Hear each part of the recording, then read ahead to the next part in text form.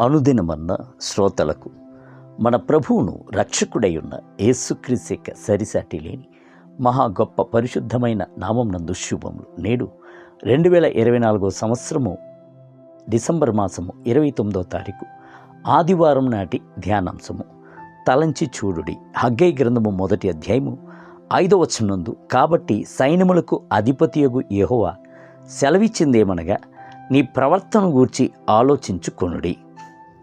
సంవత్సరం యొక్క చివరకు వచ్చి ఉన్నాము. ఈ సంవత్సరము ముగించబట్టుకు ఇంకను 2 దినములే వ్యవధి కలదు. మనలను మనమే పరిశీలించి చూచుకొని సరిచేసుకొనవలసిన వాటిని సరిచేసుకొనుటకు, కొత్త తీర్మానములను తీసుకొనుటకును ఇదియే చక్కటి సమయము. ప్రభు ఇజ్రాయేల్ వద్ద, ఐగుప్తు నుండి నేను మిమ్ములను విడిపించి నడిపించుకుని వచ్చిన మార్గముల అంతటిని మరిచిపోక జ్ఞాపకము చేసుకొనుడి అని చెప్పాను. అదే విధముగా శిష్యుల వద్ద కూడాను తన యొక్క మరణమును జ్ఞాపకము చేసుకున్నట్లును, మీ కొరకు చిందించబడిన రక్తమును, చీల్చబడిన శరీరమును, ప్రభు వల్ల ఆరాధనను ఆచరించుడి అని చెప్పాను. దావీదు తన ప్రాణమును చూచి ప్రభు చేసిన ఉపకారములలో దేనిని మరువకము అని మాట్లాడాను. 103వ కీర్తన 2వ వచనం. కావున సంవత్సరం యొక్క అంతమునందు ప్రభు చేసిన సమస్త మేలులను, దయచేసిన సమస్త ఆశీర్వాదములను జ్ఞాపకం చేసుకొని స్తుతించుటయును స్తోత్రించుటయు మనకు తగినదై ఉన్నది. అదే సమయం నందు లోకం యొక్క అంతమును, ప్రభు యొక్క రాకడయును మనము తలంచి చూడవలెను. మీరు పరిగెత్తుచున్న క్రైస్తవ పరుగునందు సరిగ్గా పరిగెత్తుచున్నారా అను సంగతిని, పరుగు యొక్క ముగింపునందు నీతి కిరీటమును పొందుకొందురా అను సంగతిని, ప్రభు ఎదురు చూచున్న పరిశుద్ధతను, నీతిని, ప్రార్థనా జీవితమును మీ యొక్క జీవితం నందు ఉన్నదా అను సంగతిని దృఢపరుచుకొనవలెను. బిలాము అను అన్యజనుల ప్రవక్త, నీతిమంతుల మరణం వంటి మరణము నాకు లభించునుగాక, నా అంత్యదశ వారి అంతము వంటి దగునుగాక అని చెప్పాను. సంఖ్యాకాండం 23వ అధ్యాయం 10వ వచనం.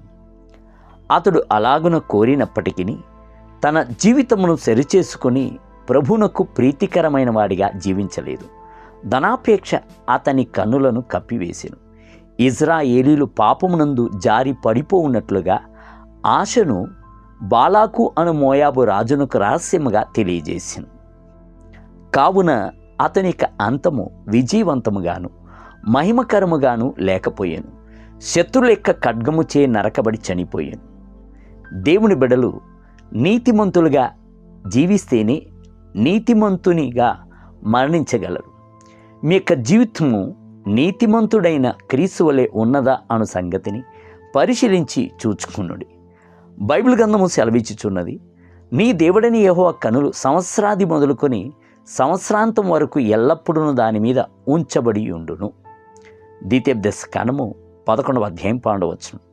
ప్రభు ఎల్లప్పుడూ మిమ్మల్ని చూచుచూనే ఉన్నాడు, నీపై అక్కర గలవాడే ఉన్నాడు అనుటను మీ తలంపుల యందు ఉంచుకోండి.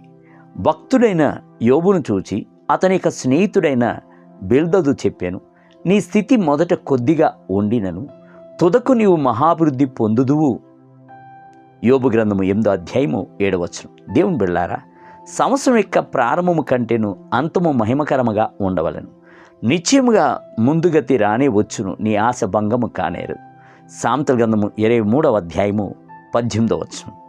నేటి ధ్యానమునకై అంతము వరకు సహించిన వాడెవడో వాడే రక్షింపబడును. మరియు ఈ రాజ్య సువార్త సకల జనములకు సాక్షార్థమై లోకమంతటను ప్రకటింపబడును. అటు తరువాత అంతము వచ్చును. మత్తయి సువార్త 24వ అధ్యాయము 13 మరియు 14 వచనములు. నేటి వేద పట్టణము ఉదయము జకర్యా గ్రంథము 9, 10, 11 మరియు 12 అధ్యాయములు.